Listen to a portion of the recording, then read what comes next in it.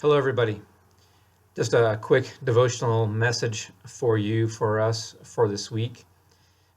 Thinking back to when I began college, the fall of 1991, going on as far as graduating 25 years ago, I got involved with a men's small group that met usually once a week, one night a week in our dorms.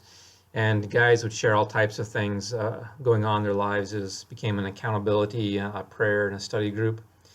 But I remember being so shocked and surprised at how many of the guys in that group had parents who were divorced.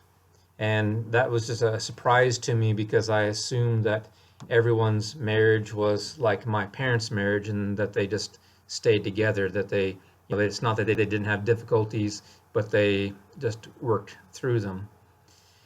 But hearing the stories from these guys about how hurtful the divorce had been, how painful it had been for them, and how it changed them as kids, it really made me look at my parents' marriage not just to see it as normal, but even more so to see it as good.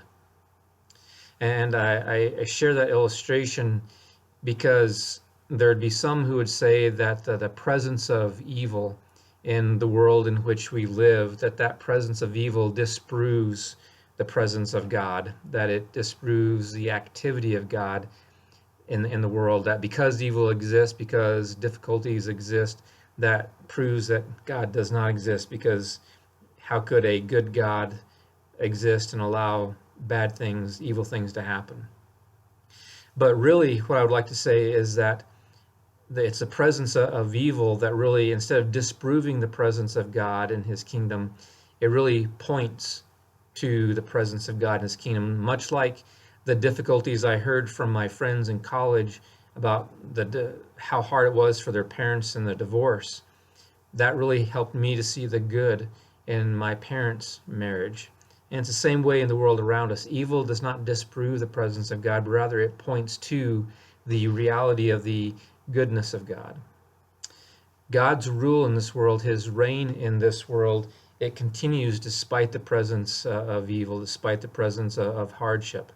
Those two things, God's presence and the presence of evil, they're going to coexist with one another until Christ returns.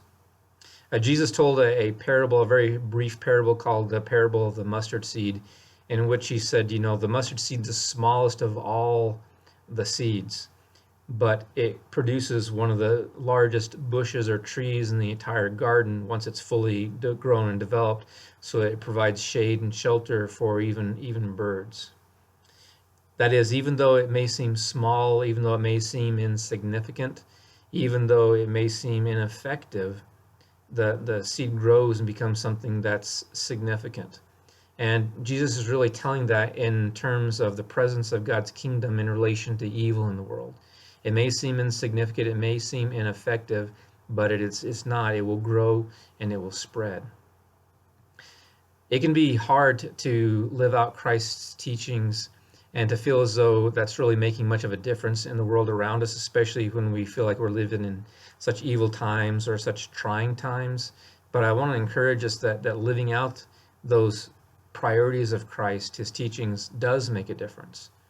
Each time that you choose to forgive instead of hold on to a grudge, you are furthering God's kingdom here on earth. Every time that you forego seeking retaliation and instead you choose to not retaliate, you are furthering God's kingdom on earth. Each time that you err on the side of displaying grace instead of displaying condemnation, you are furthering God's kingdom on earth. Every time that you give up some of your rights and your personal freedoms in order to care for the better of another person, you are furthering the kingdom of God on earth.